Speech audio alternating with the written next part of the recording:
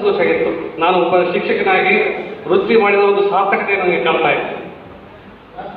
ಒಂದು 20 ವರ್ಷಗಳಲ್ಲಿ ನನ್ನ ವಿದ್ಯಾರ್ಥಿ ಒಬ್ಬ IAS ಹಂತಕ್ಕೆ ಕೇಂದ್ರ ಸರ್ಕಾರದ UPSCಯಲ್ಲಿ ಒಂದು 7ನೇ ರ್ಯಾಂಕ್ ಪಡೆದು ಇವತ್ತು IAS ನಲ್ಲಿ ಒಂದು ದೊಡ್ಡ ಹುದ್ದೆಯಲ್ಲಿದ್ದ ಎಂಬುದು ಕೂಡ ಒಂದು ದೊಡ್ಡ ಹೆಮ್ಮೆ.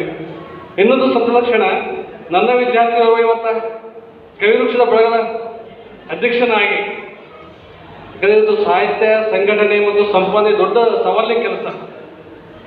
ದೂರದಲ್ಲಿರ್ತಕ್ಕಂಥ ಶಿವಮೊಗ್ಗದಲ್ಲಿ ಕೆಲಸ ಮಾಡ್ತಕ್ಕಂತಹ ನಮ್ಮ ರಾಮು ಎನ್ ರಾಠೋಡ್ ರಾಯಚೂರಿನ ಕವಿವೃಕ್ಷ ಬಳಗದ ಒಂದು ಸಾಹಿತ್ಯ ವಹಿಸಿಕೊಂಡು ಇಂಥ ಒಂದು ಅಚ್ಚುಕಟ್ಟಾಗಿ ಕಾರ್ಯಕ್ರಮವನ್ನು ಏರ್ಪಡಿಸಿದ್ದು ನಿಜಕ್ಕೊಂದು ಬೆರಗ ಮೂಡಿಸಿದ್ದು ಮತ್ತೆ ಬಹಳ ಖುಷಿ ತಂದುಕೊಟ್ಟಿರ್ತಕ್ಕಂಥ. ನಾವು ಕಳೆದ ಒಂದು 4-5 ತಿಂಗಳಿಂದ ಈ ವ್ಯಾಟ್ಸಪ್ ಬಳಗದ ಕವಿವೃಕ್ಷ ಬಳಗದ ವ್ಯಾಟ್ಸಪ್ ಬಳಗ ಗಮನಿಸ್ತಾ ಇದ್ದೇನೆ. ಬಹಳ ಖುಷಿ ಅನಿಸ್ತಾ ಇದೆ ನನಗೆ. ಬಹಳ ಒಂದು ಇಷ್ಟ ಇಷ್ಟಕ್ಕಂದ್ರೆ ಎಲ್ಲರೂ ಮಾಡೋದು ಕನ್ನಡ ಕೆಲಸನೇ, ಅಕಾಡೆಮಿಯಲ್ಲಿ, ಸಾಹಿತ್ಯ ಪರಿಷತ್ತಲ್ಲಿ, ಯಾವುದೇ ಅವುಗಳೊಟ್ಟಿಗೆ ಅನೇಕ ಸಾಹಿತ್ಯಿಕ ಸಂಘಟನೆ ಹುಡುಗರು ಕೂಡ ಒಂದು ಒಳ್ಳೆಯ ಹಿನ್ನೆಲೆಯಲ್ಲಿ ಎಲ್ಲ ಪರಿಷತ್ತಾಗಲಿ ಅಕಾಡೆಮಿ ಆಗಲಿ ಎಲ್ಲರಿಗೂ ಕೂಡ ಸ್ಥಾನವನ್ನು ಕೊಡಿ ಸಾಧ್ಯ ಆಗದೇ ಇರ್ಬೋದು. ಆದರೆ ಇಂಥ ಒಂದು ಬಳಗದ ಮೂಲಕ ನಮ್ಮ ಯುವ ಕವಿಗಳು ಒಂದು ದೊಡ್ಡ ಮೊದಲ ಸಾಧನೆ ಮಾಡ್ತಾ ಇದ್ದಲ್ಲ, ಅದೊಂದು ದೊಡ್ಡ ಹೆಮ್ಮೆ ವಿಷಯ ಅಂತ ಭಾವಿಸ್ತಾ ಇದ್ದೇನೆ. ಜೊತೆಗೆ ನನಗೆ ಬೆಂಬಲಿಸಿದ್ದು ಬಹುಶಃ ಈ ವ್ಯಾಟ್ಸಪ್ನ ಕವಿವೃಕ್ಷ ಹೋದವರು ಎಲ್ಲರೂ ಕೂಡ ಪರಸ್ಪರ ನೋಡ್ತಕ್ಕಂಥದ್ದು ಇದೇ ಮೊದಲ ಭಾವಿಸ್ತಾ ಇದ್ದೇನೆ. ಬಹುಶಃ ನಿನ್ನೆ ತಾನೇ ರಾಮು ರಾಯಚೂರಿಗೆ ಬಂದಿದ್ದಾನೆ. ನೀವು ಬಳಗರು ಕೇವಲ ಆ ವ್ಯಾಟ್ಸಪ್ ಬಳಗದಲ್ಲಿ ಫೋಟೋ ಹಾಕಿ ನೋಡಿದ್ರಿ. ಆ ಪರಸ್ಪರ ತಾವೆಲ್ಲ ಮುಖತವಾಗಿ ಕೂಡಿ ವ್ಯಾಟ್ಸಪ್ ಮೂಲಕನೇ ಒಂದು ಯಶಸ್ವಿ ಕಾರ್ಯಕ್ರಮವನ್ನು ಮಾಡಿದ್ದು ಒಂದು ಹೆಗ್ಗಳಿಗೆ ಈ ಒಂದು ರಾಯಚೂರಿನ ಕವಿವೃಕ್ಷ ಬಳಗಕ್ಕೆ ಸಾಲುತ್ತಂತ ನಾನು ಬೀಜದಿಂದ ಅಭಿಮಾನ ಅಂತ ಹೇಳ್ತಾ ಇದ್ದೇನೆ. ಊರಲ್ಲಿ ಇದ್ದುಕೊಂಡು ಒಂದು ಕಾರ್ಯಕ್ರಮ ಸಂಘಟನೆ ಮಾಡೋದು ದೊಡ್ಡ ಕೆಲಸ. ಅಂಥದ್ರಲ್ಲಿ ಇಷ್ಟೆಲ್ಲ ಜನ ಸೇರಿಸೋದು, ಇಷ್ಟೆಲ್ಲ ಪದಾಧಿಕಾರಿಗಳನ್ನು ಆಯ್ಕೆ ಮಾಡ್ತಕ್ಕಂಥದ್ದು ಬಹಳ ಒಂದು ಬೆರಗು ಮೂಡಿಸ್ತಕ್ಕಂಥ ಸಂಗತಿ. ಜೊತೆಗೆ ಇವತ್ತು ದಿವಸ 2 ಪುಸ್ತಕಗಳ ಬಿಡುಗಡೆ, ಒಂದು ಅಶ್ವಿನಿ ಅವರುಗಳು, ಇನ್ನೊಂದು ಭಾವಸಿಂಚನ, ಭಾವನೆಗಳ ಸಿಂಚನ. ನಾನು ಹೇಳಿದೆ ಹೆಂಗೆ ಸಾಧ್ಯ, ಎಲ್ಲ ಹೆಂಗೆ ಸಾಧ್ಯ ಮಾಡ್ತಾ ಇದ್ದೀವಿ. ಇದು ಸಲ ನನ್ನ ಒಂದು ಸರ್ಕಲ್ ಚೆನ್ನಾಗಿದೆ, ಅದ್ರ ಮೂಲಕ ನಾನು ಎಲ್ಲ ಸಾಧ್ಯತೆ ಮಾಡ್ತಾ ಇದ್ದೇನೆ. ಇದನ್ನು ನೋಡಿದ್ರೆ ಭಾಳ ಖುಷಿ ಆಯ್ತು ನನಗೆ. 2 ಮಕ್ಕಳಿಗೆ ಬಗ್ಗೆ ಒಳ್ಳೆ ಪರಿಚಯ ಮಾಡ್ತಾರೆ. ಅದರಲ್ಲಿ ಒಳ್ಳೆ ಕೆಲವು ಕವಿತೆಗಳು, ಗಟ್ಟಿ ಕವಿತೆಗಳು. ನಾನು ಹಿತವರಿತರಿಗೆ ಅಭಿನಂದನೆ ಹೇಳ್ತಾ ಇದ್ದೀನಿ. ಯಾಕಂದರೆ ಈ ಒಂದು ಕವಿಸಂಕದ ಮೂಲಕ ನಮ್ಮ ಅನೇಕ ರಾಜ್ಯದ ಕವಿಗಳು ಇವತ್ತು ರಾಜ್ಯ ಮಟ್ಟದವರೆಗೆ ತಮ್ಮ ಹೆಸರನ್ನು ತೋರಿಸಲಿಕ್ಕೆ ಈ ಒಂದು ಸಂಕಲನದ ಸಾಧ್ಯತೆ ಇದೆ. ಆ ಒಂದು ನಿಟ್ಟಿನಲ್ಲಿ ಅವರಿಗೆ ಸಂಪಾದಿಸಿದಂತಹ ನಮ್ಮ ವಿದ್ಯಾರ್ಥಿ ರಾಮುಗೆ ಉತ್ಪೂರ್ವವಾಗಿರ್ತಕ್ಕಂಥ ನಾನು ಅಭಿನಂದನೆಯನ್ನು ಸಲ್ಲಿಸಲು ಇಷ್ಟಪಡ್ತಾ ಇದ್ದೇನೆ. ಯಾಕಂದರೆ ಇದು ಬಹುಶಃ ಚರಿತ್ರೆಯಲ್ಲಿ ದಾಖಲಿರ್ತಕ್ಕಂಥ ಸಂಗತಿ ಅನ್ಬೋದು ನಾವು. ಯಾಕಂದರೆ ಒಂದು ಬಳಗದ ಉದ್ಘಾಟನೆ ದಿವಸ ಆ ಕಾರ್ಯಕ್ರಮ ಉದ್ಘಾಟನೆ ಜೊತೆಯಲ್ಲಿ ಆ ಒಂದು ಪ್ರಾಥಮಿಕವಾಗಿ ಸಂಕಲ್ಪ ಹೊಂದಿದೆಯಲ್ಲ, ಅದು ದೊಡ್ಡ ಕೆಲಸ. ಇವತ್ತು ನಮ್ಮ ದೊಡ್ಡ ಸಮಯ ಮಾಡ್ತಕ್ಕಂಥ ನಮ್ಮ ಪರಿಸ್ಥಿತಿ ಆಗಲ್ಲ. ಅಂಥದ್ರಲ್ಲಿ ಈಗ ತಾನೇ ಹುಟ್ಟಿರುವಂತಹ ಒಂದು ಕವಿವೃಕ್ಷ ಬಳಗ ಈ ಒಂದು ಸಾಧನೆ ಮಾಡಿ ಆ ಕವಿವೃಕ್ಷ ಬಳಗದ ತಾಕತ್ತನ್ನು ಎಲ್ಲರಿಗೂ ಕೂಡ ತೋರಿಸಿದ್ದು ಬಹಳ ಖುಷಿ ಸಂಗತಿ ಅಂತ ನಾನು ಭಾವಿಸ್ತಾ ಇದ್ದೇನೆ. ಆ ಒಂದು ನಿಟ್ಟಿನಲ್ಲಿ ಮತ್ತೊಮ್ಮೆ ನನ್ನ ವಿದ್ಯಾರ್ಥಿ ಮಿತ್ರ ರಾಮು ಎನ್ ರಾಠೋಡ್, ಯಾಕೆ ಕಳೆದ ನನಗೆ ಬಾಲ್ಯದಲ್ಲೂ ಪರಿಚಯ. ನನ್ನ ಮೆಡಿಕಲಲ್ಲಿ ಪ್ರಾಥಮಿಕ ಶಿಕ್ಷಕನಾಗಿ ಕೆಲಸ ಮಾಡ್ತಾ ಸಂದರ್ಭದಲ್ಲಿ ನನ್ನ ಕೈಯಲ್ಲಿ ಕಲಿತ ವಿದ್ಯಾರ್ಥಿ ಜೊತೆಗೆ ತಾನು ಇಷ್ಟೆಲ್ಲ ಕಾರ್ಯ ಮಾಡೋದಕ್ಕೆ ಒಂದು ಜವಾಬ್ದಾರಿ ತಗೊಂಡಿದ್ದಾರೆ. ಯಾಕೆ ಬಹುಶಃ ಒಂದು ಗೌರವಾಧ್ಯಕ್ಷಕ್ಕೆ ನಾನು ಎಷ್ಟು ಹರದೆ ಗೊತ್ತಿಲ್ಲ, ಆದರೂ ಕೂಡ ಆ ಒಂದು ಗುರುಗಳ ಮೇಲೆ ಅಭಿಮಾನಕ್ಕೆ ಆ ಒಂದು ಸ್ಥಾನ ಕೊಟ್ಟು ನಮಗೆ ಗೌರವಿಸಿದ್ದಾರೆ. ನಾವೆಲ್ಲ ಕೂಡಿ ಈ ಒಂದು ಕವಿವೃಕ್ಷ ಬಳಗವನ್ನು ಚೆನ್ನಾಗಿ ಕಟ್ಟೋಣ ಅಂತ ಭಾವಿಸ್ತಾ ನಾನು ಅವರು ಬರೆದಂತಹ ಅಶ್ವಿನಿ ಅವುಗಳ ಒಂದು ಪರಿಚಯವನ್ನು ಮಾಡಲಿಕ್ಕೆ ಇಷ್ಟಪಡ್ತಾ ಇದ್ದೇನೆ. ಅದ್ರ ಜೊತೆಗೆ ಆ ಕವಿತೆಯ ಮೊದಲ ನನಗೆ ಬಹಳ ಪ್ರೀತಿ ಅನಿಸಿದ್ದು ಅವನ ಮಾತನ್ನೇ ಆರಂಭಿಸ್ತಾ ಇದ್ದೇನೆ. ಅಲ್ಲೊಂದು ಹೂವಿನ ತೋಟ, ಅಲ್ಲೊಂದು ಹೂವಿನ ತೋಟ, ಇಲ್ಲೊಂದು ಇವಳ ಕುಡಿನೋಟ. ಅಲ್ಲೊಂದು ಹೂವಿನ ತೋಟ, ಇಲ್ಲೊಂದು ಇವಳ ಕುಡಿನೋಟ, ಎರಡೂ ಸೇರಿ ಸಾರುತ್ತಾ ಹೇಳುತ್ತವೆ ಪ್ರೀತಿಯ ಪಾಠ. ಎರಡೂ ಸೇರಿ ಸಾರುತ್ತಾ ಹೇಳ್ತೀವಿ ಪ್ರೀತಿಯ ಪಾಠ. ಬಹುಶಃ ಜಗತ್ತಿಗೆ ಬೇಕಾದ್ರೆ ಅದೇ ಪ್ರೀತಿಯ ಪಾಠ. ಇಂಥ ಒಂದು ಕೆಲವೊಂದು ವಿಶಿಷ್ಟ ಸಾಲುಗಳ ಮೂಲಕ ಗಮನಿಸ್ತಕ್ಕಂತಹ ನಮ್ಮ ವಿದ್ಯಾರ್ಥಿ ರಾಮು ಎನ್ ರಾಠೋಡ್ ಕಳೆದ 5-6 ವರ್ಷದ ಹಿಂದ್ಗಡೆ ನನ್ನ ಹತ್ರ ಬೈದು, ಸರ ನಾನು ಪುಸ್ತಕ ಮಾಡ್ಬೇಕಂತೇನೆ ಅಂತ. ಅವನ ಆರಂಭಿಕ ಕಾರಣಗಳನ್ನು ಗಮನಿಸಿ ನಾನು ಹೇಳಿದೆ, ಇನ್ನೂ ಸ್ವಲ್ಪ ದಿವಸ ಹೋಗಲಿ, ಸ್ಥಳೀಯ ಪುಸ್ತಕಗಳಿಗೆ ಬೇರೆ ಬೇರೆ ಪುಸ್ತಕಗಳಿಗೆ ಕಳಿಸು, ಅಲ್ಲೇ ಪ್ರಕಟ ಆಯ್ತಪ್ಪ ಅಂದರೆ ಎಲ್ಲ ಕವಿಗಳು ಓದಿದರೆ ಅಥವಾ ಕವಿ ಬರೆಸಲು ಓದಿದರೆ ಆ ಪತ್ರಿಕೆ ಬಂದಾಗ ಇನ್ನೂ ಅದಕ್ಕೆ ಸತ್ವ ಬರ್ತದೆ. ಆ ಹಿನ್ನೆಲೆಯಲ್ಲಿ ಕಳೆದ 5 ವರ್ಷ ಹಿಂದುಗಡೆ ಆತ ಪುಸ್ತಕ ಪ್ರಕಟ ಮಾಡಿದ್ರೆ ಈ ಒಂದು ಪುಸ್ತಕಕ್ಕೆ ಎಷ್ಟು ಮಹತ್ವ ಬರುತ್ತಿಲ್ಲ ಗೊತ್ತಿಲ್ಲ. ಆದರೆ ಆ ಮಾತನ್ನ ಗಂಭೀರವಾಗಿ ಪರಿಗಣಿಸಿ, ಆಯ್ತು ಸರ್ ಹೇಳಿದಂಗಾಗಲಿ, ನನಗೆ ಒಂದು ಪುಸ್ತಕ ಕೊಟ್ಟಿದ್ದಿಲ್ಲ, ಪುಸ್ತಕನ ಓದಿ ಆ ಒಂದು ಹಿನ್ನೆಲೆಯಲ್ಲಿ ನೀನು ಏನು ಪುಸ್ತಕವನ್ನು ರಚನೆ ಮಾಡುವಂತ ನಾನು ಹೇಳಿದೆ. ಪ್ರೀತಿಯಿಂದ ಸ್ವೀಕರಿಸಿ ಅವಾಗ ದಿವಸ ನನಗೆ ಮಿತ್ರ ಚಂದ್ರು ಕೂಡ ಬಂದಿದ್ದ. ಖುಷಿ ಆಯ್ತು.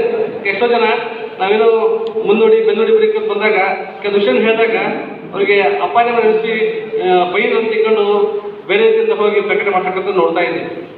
ಅದು ಆಗ್ಬಾರ್ದು. ಆಮೇಲೆ ಒಮ್ಮೆಲೆ ನಾವು ಬರೋದನ್ನೆಲ್ಲ ಕೃತಿ ಆಗ್ಬೇಕಂಬೋದಿಲ್ಲ. ನಮ್ಮ ಯೋಚನೆ ಬಂದು ನಾವು ಬರೋದನ್ನ 6 ತಿಂಗಳ ನಂತರ ನೋಡ್ಬೇಕಂತ. ನಾವು ಬರೋದನ್ನ ನಂತರದಲ್ಲಿ ನೋಡಿದಾಗ ಅದು ಸ್ವಲ್ಪ ಗೊತ್ತಾಗುತ್ತೆ. ಅಂದರೆ ನಾವು ಹೆಂಗೆ ಹುಣಸೆ ಹಣ್ಣು ಅಥವಾ ಉಪ್ಪಿನಕಾಯಿ ಹಾಕಿಸ್ಬೇಕಿರಲ್ಲ, ಒಂದು 4-5 ತಿಂಗಳು ಬಿಟ್ಟು ತಿಂತೀವಿ, ಅದು ಟೇಸ್ಟ್ ನೋಡ್ತೀವಿ, ರುಚಿ ತಪ್ಪದ ತಿನ್ನಿಸ್ಲಿಕ್ಕೆ ಒಂದು ಹಾಗೆ ಬಿಡ್ತೀವಿ. ಹಾಗೆ ನಮ್ಮ ಬರವಣಿಗೆ ಕೂಡ ಕಾಲಕ್ಕೆ ನಮ್ಮಿಂದ ಪರಿಷ್ಕೃತಗೊಂಡಾಗ ಮಾತ್ರ ಅವು ವಿಶಿಷ್ಟವಾಗಿ ನಮ್ಗೆ ಕೇಳಲಿಕ್ಕೆ ಸಾಧ್ಯ ಆಗ್ತದೆ. ಆ ಒಂದು ಹಿನ್ನೆಲೆಯಲ್ಲಿ ಇವತ್ತು ನಮ್ಮ ರಾಮಯ್ಯನ್ ರಾಠೋಡ್ ಇವರು ಸಾಹಿತ್ಯ ಎಂಬುದು ಯಾರು ಸುತ್ತಲ್ಲ, ಸಾಹಿತ್ಯವು ಒಂದು ಕವಿತೆ ಸಾಹಿತ್ಯ ಅದು ಗಟ್ಟಿ ಅನ್ನಬಲ್ಲ ರೂಪ. ಯಾರಲ್ಲಿ ಜೀವನಾನುಭವ ಇದೆಯೋ ಅವರಲ್ಲಿ ಅತ್ಯುತ್ತಮವಾಗಿರ್ತಕ್ಕಂತಹ ರಚನೆ ಓದಲಿಕ್ಕೆ ಸಾಧ್ಯ ಇದೆ. ಆ ಒಂದು ಹಿನ್ನೆಲೆಯಲ್ಲಿ ಅನುಭವ, ಭಾವನೆ, ಬರವಣಿಗೆ ಇದೆಲ್ಲ ದಟ್ಟವಾಗಿರ್ತಕ್ಕಂಥ ಅನುಭವದಲ್ಲಿ ಸಾಹಿತ್ಯ ಸಹಜವಾಗಿ ಬರ್ತದೆ. ಇವತ್ತು ದಿವಸ ಏನಾಗ್ತದೆ ಅಂದರೆ, ಈ ದಿವಸ ಕೇವಲ ಭಾಷಾ ವಿದ್ಯಾರ್ಥಿಗಳು ಮಾತ್ರ ಕವಿತೆ ರಚನೆ ಮಾಡ್ತಾರೆ ಎಂಬುದೊಂದು ಮಾತು.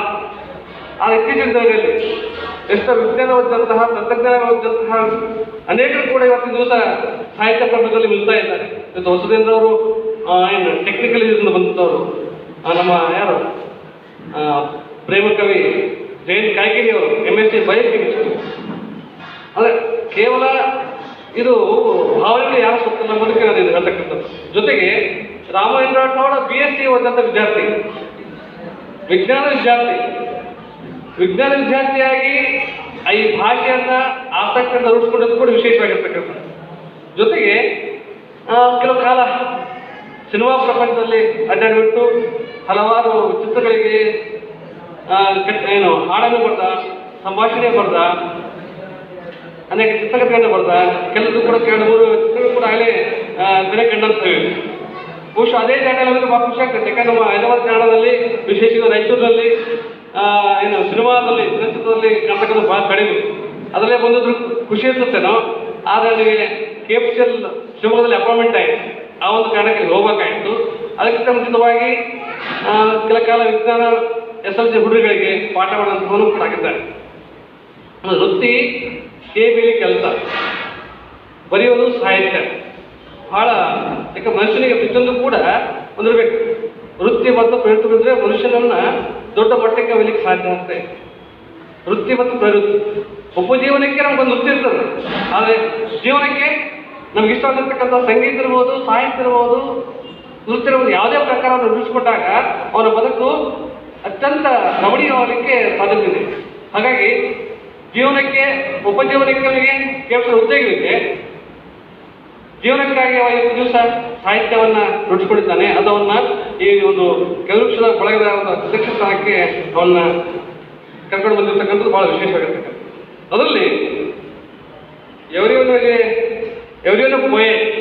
ಎವರಿವನಿಗೆ ಪೋಯೆಟ್ ಹನಿ ವಾಜನ್ ಹಾವು ಒಂದು ದೊಡ್ಡ ಗಾದೆನೇ ಇದೆ. ಎಲ್ಲರೂ ಕೂಡ ಕವಿಗಳೇ ಪ್ರೀತಿಯ ಬಲೆಯಲ್ಲಿ ಬಿದ್ದಾಗ. ಪ್ರೀತಿ ಅಂದ್ಕೊಳ್ಳಿ ಕೇವಲ ಹುಡುಗಿಯ ಒಂದು ಮನಸ್ಸೋತ್ರ ಆರ್ಥ ಸಂದರ್ಭ ಅಂತಲ್ಲ. ಎವರಿವನಿಗೆ ಪೋಯೆಟ್ ಹನಿ ವಾಜನ್ ಲವ್ ಅಂದರೆ ಅದು ಪ್ರೀತಿ ಎಂಬುದು ಹುಡುಗಿಯ ಬಗ್ಗೆ ಇರ್ಬೋದು, ದೇಶದ ಬಗ್ಗೆ ಇರ್ಬೋದು, ಶೋಷಣೆ ಬಗ್ಗೆ ಇರ್ಬೋದು, ಒಂದು ಸಾಮಾಜಿಕ ಸಮಸ್ಯೆಗಳ ಇರ್ಬೋದು. ಅದು ಕೂಡ ಅರ್ಥಿಸಿದಾಗ ಆ ಒಂದು ವಾಕ್ಯಕ್ಕೆ ಅರ್ಥ ಬರ್ತಾ ಇದೆ. ಆದರೆ ಬಹುಶಃ ಇವತ್ತಿನ ದಿನಗಳಲ್ಲಿ ಎಲ್ಲರೂ ಕೂಡ ಕವನ ಆಡಿಸೋದು ಕವನದಿಂದಲೇ ಆರಂಭಿಸ್ತಾ ಇದ್ದಾರೆ. ಇಲ್ಲಿ ನನಗೆ ವಿಶೇಷವಾಗಿ ಅನಿಸಿದ್ದು ಇವಾಗ ಬರೋದೆಲ್ಲ ರೊಮ್ಯಾಂಟಿಕ್ ಕವಿತೆಗಳನ್ನ ಶಾಕ್ ಕೊಡ್ತಕ್ಕಂತಹ ವಿದ್ಯುತ್ ಇಲಾಖೆಯಲ್ಲಿ ಕೆಲಸ, ಆದರೆ ಬರೋದೆಲ್ಲ ಒಂದು ಪ್ರೇಮ ಗೀತೆಗಳನ್ನೇ, ಪ್ರೇಮ ಕವಿತೆಗಳನ್ನೇ. ಬಹುಶಃ ಅದು ಅವರು ಚಲನಚಿತ್ರದ ಹಿನ್ನೆಲೆಯಲ್ಲಿ ಜೊತೆಗೆ ಯಾರು ಅಶ್ವಿನಿ ಇಲ್ಲ ಬೆಳಗ್ಗೆ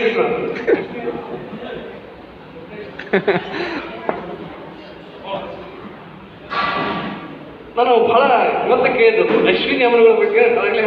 ಅದಕ್ಕೆ ಇದಕ್ಕೆ ಪ್ರೇರಕ ಶಕ್ತಿ ಅಶ್ವಿನಿ ಅಂತ ಮೇದಲ್ಲಿ ಲಗ್ನ ಆ ಹುಡುಗಿ ರಬ್ಬಕ್ಕೆ ಈ ಒಂದು ಕೃತಿ ಬಹಳ ಖುಷಿ. ಒಂದು ನೋಡ್ರಿ, ಒಂದು ಒಳ್ಳೆ ಹೆಣ್ಣು ಒಂದು ಪುಸ್ತಕನ ಹೆಸರಿಗೆ ಕಾರಣ ಆಗ್ತದೆ, ಅದೊಂದು ಒಳ್ಳೆ ವಿಷಯನೇ. ನಾನು ಅನ್ಕೊಂಡೆ ಅವನು ಸ್ಟಾರ್ಟಿಂಗಲ್ಲಿ ಹಸ್ತಪತ್ತೆ ಕಳಿಸ್ಕೊಳ್ಳಿ, ಇದರಲ್ಲಿ ಬಹುಶಃ ಬೇರೆ ಬೇರೆ ಎಲ್ಲ ಥರದ ಒಂದು ಈಗಿನ ಸಮಸ್ಯೆಗಳ ಬಗ್ಗೆ, ಈಗ ನಾನು ನಡ್ತಕ್ಕಂಥ ಭ್ರಷ್ಟಾಚಾರದ ಬಗ್ಗೆ ಅನೇಕ ವಿಷಯಗಳ ಬಗ್ಗೆ ನಾನು ಎಂತ ತಿಳ್ಕೊಂಡಿದ್ದೆ. ಎಲ್ಲವನ್ನೂ ಗಮನಿಸಿದಾಗ ಅಲ್ಲಿರ್ತಕ್ಕಂಥ 48 ಕವಿತೆಗಳು ಕೂಡ ಎಲ್ಲವೂ ಆ ಒಂದು ಕಾವ್ಯದ ಮುಖ್ಯ ವಸ್ತು ಪ್ರೇಮವನ್ನೇ ಸರ್ಕಲವಾಗಿ ಮಾಡಿಕೊಂಡಿದ್ದು. ಆಮೇಲೆ ಈ ಬುಕ್ಕ ಬಂದು ನೋಡ್ಕೊಂಡೆ ಮುನ್ನುಡಿ ಬರೆದಾಗ ಅಶ್ವಿನಿನೇ ಇದಕ್ಕೆ ಪ್ರೇರಣೆ ಅಂತಂದು. ಪಾಪ ಅಮ್ಮ ಬಂದಲ್ಲ, ಎಲ್ಲಿದ್ದಮ್ಮ ಅಶ್ವಿನಿ? ಅಶ್ವಿನಿಗೆ ನಿಜಕ್ಕೂ ಥ್ಯಾಂಕ್ಸ್.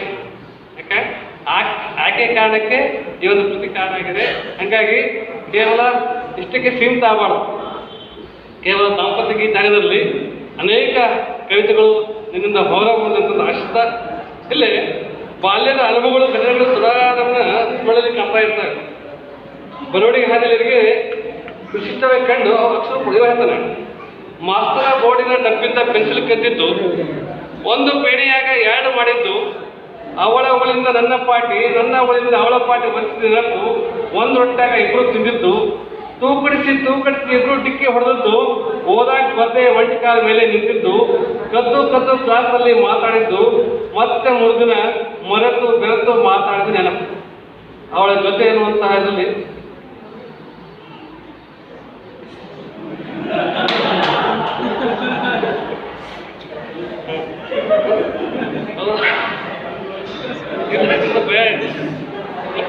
ನೋಡ್ರಿ ಎಷ್ಟು ನೋಡ್ರಿ, ಈ ಒಂದು ಪುಸ್ತಕ ಬಂದ್ಬಿಟ್ರೆ ನಾವು ಕವಿಗಳವರು ಕೂಡ ಕವಿತೆ ಬರೀಬೋದು. ಅಷ್ಟು ಸರಳವಾದ ಪದಗಳ ಮೂಲಕ ತನ್ನ ಭಾವನೆಗಳನ್ನ ವ್ಯಕ್ತಪಡಿಸಿದಂಥವ್ರು ಇದ್ದಾನೆ. ಅದೇ ಇಲ್ಲೇ ಬಾಲ್ಯದ ಮನಸ್ಸಿನ ಗೆಳತಿಯೊಂದಿಗೆ ಕಳೆದ ಅನುಭವವನ್ನ ಹಂಚಿಕೊಂಡಿದ್ದು ಕೂಡ ಬಹಳ ಖುಷಿ ಇರ್ತಕ್ಕಂಥ. ಜೊತೆಗೆ ನನ್ನವಳ ಕಾಣೋದು ಹೇಗೆ ಅಂತ ಒಂದು ಕವನದಲ್ಲಿ, ನನ್ನ ಕನಸಿಗೆ ಸಹಾಯ ಮಾಡಲು ಭಾಸ್ಕರ, ನನ್ನ ಕನಸಿಗೆ ಸಹಾಯ ಮಾಡಲು ಭಾಸ್ಕರ, ಕತ್ತಲಾಗಿಸಲು ಸರಿಯೇನೂ ದೂರ. ನನ್ನ ಕನಸಿಗೆ ಸಹಾಯ ಮಾಡಲು ಭಾಸ್ಕರ, ಕತ್ತಲಾಗಿಸಲು ಸರಿಯೇನೂ ದೂರ. ಯಾಕೋ ಆ ರಾತ್ರಿ ಕನಸೇ ಬರಲಿಲ್ಲ, ನನ್ನವಳ ಕಾಣೋದು ಹೇಗೆ? ಯಾಕೋ ಆ ರಾತ್ರಿ ಕನಸೇ ಬರಲಿಲ್ಲ, ನನ್ನವಳ ಕಾಣೋದು ಹೇಗೆ? ಬೆಳದಿಂಗಳಾಗಿರಿಸಿ ಅವಳಂದವ, ಬೆಳದಿಂಗಳಾಗಿಸಿ ಅವಳಂದವ, ತೋರಿಸಲು ಚಂದಿರ ಬಂದ. ಬೆಳದಿಂಗಳಾಗಿಸಿ ಅವಳಂದವ, ತೋರಿಸಲು ಚಂದಿರ ಬಂದ. ಹೇಗೋ ಕಾರ್ಮೋಡ ಜಡವಾಗಿ ಕವಿಯಿತು, ಹೇಗೋ